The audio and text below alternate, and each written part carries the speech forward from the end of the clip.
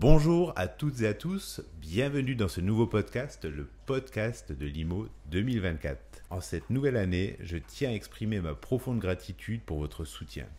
Vos commentaires, likes et partages ont rendu cette aventure exceptionnelle. Que 2024 soit une année pleine de découvertes, de moments inspirants et de réussites partagées. Merci d'être une part importante de cette communauté formidable. Ensemble, créons une année pleine de vidéos passionnantes et de souvenirs inoubliables. Bonne année à toutes et à tous. Rentrons tout de suite dans le vif du sujet de ce premier épisode de l'année 2024.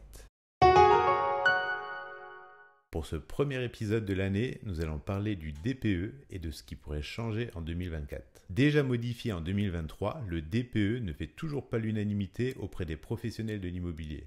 La méthode de calcul de ce document, qui permet de classer les logements de A à G en fonction de leur consommation d'énergie et de leur impact sur le climat, est en effet jugée trop opaque.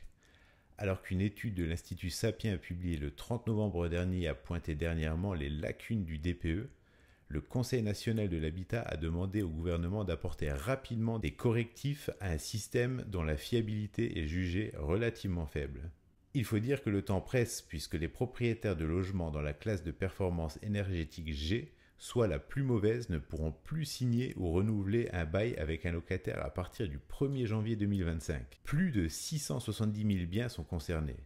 Une mauvaise nouvelle à l'heure où le marché locatif est déjà sous haute tension. Pour contourner cet écueil, des pistes émanant d'un rapport du Conseil national de l'habitat qui serait remis en janvier 2024 ont déjà fuité. Ainsi, selon Capital, le CNH propose de créer des coefficients de pondération qui tiendraient compte des particularités des petits logements de moins de 30 mètres carrés. Le ministère du Logement a déjà reconnu la viabilité de cette solution. Toutefois, rien n'est encore définitivement adopté. L'autre proposition avancée concerne les habitats collectifs. L'idée étant de faire primer le DPE d'une copropriété sur celui des appartements qui la composent. Ainsi, si un immeuble est classé A, B, C ou D, les copropriétaires pourraient tout de même louer leur logement même s'il est énergivore. Autre nouveauté, cette fois-ci d'ores et déjà programmée pour l'année 2024 à compter du 1er janvier. Le calendrier précisant l'interdiction progressive de la mise en location des logements mal classés au DPE devra être précisé lors de la signature d'un bail. Enfin, si le gouvernement a décidé d'une hausse de 1,6 milliard d'euros du budget MaPrimeRénov' pour 2024, portant celui-ci à un niveau inédit de 5 milliards d'euros, il est bon de rappeler que cette revalorisation s'accompagne d'un changement du système de calcul des aides. Celle-ci reposera désormais sur la classe énergétique du bien et obligera ainsi les ménages à réaliser dès le 1er janvier 2024 un DPE avant de pouvoir connaître le montant de leurs aides. Les notaires de France ont publié le 15 décembre dernier une étude révélant l'impact du DPE sur les prix de vente de biens immobiliers. Selon cette dernière, force est de constater que les écarts de prix se creusent entre les passoires thermiques et les biens moins énergivores. Ainsi, par rapport à 2021, les écarts de prix sont aujourd'hui 2 fois plus importants pour les maisons que pour les appartements.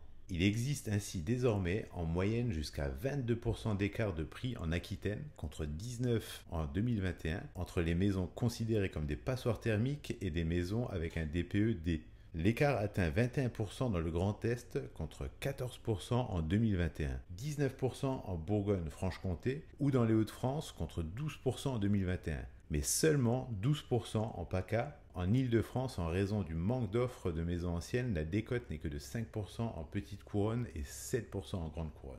Autre constat, si la répartition des transactions de logements anciens selon l'étiquette énergie est restée quasiment stable ces dernières années, 2022 et les premiers mois de l'année 2023 se démarquent par une forte augmentation de la part des ventes de logements les plus énergivores, qui représentent dorénavant 18% des ventes, soit une hausse de 7 points en 2 ans.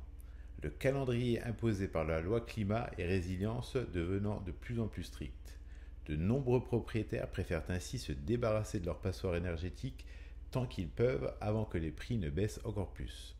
J'espère que ce premier contenu de l'année 2024 vous aura plu. Si c'est le cas, n'hésitez pas à laisser un petit like pour faire comprendre à l'algorithme YouTube que c'est du contenu de qualité. C'était tout pour aujourd'hui, c'était Xavier et je vous dis ciao!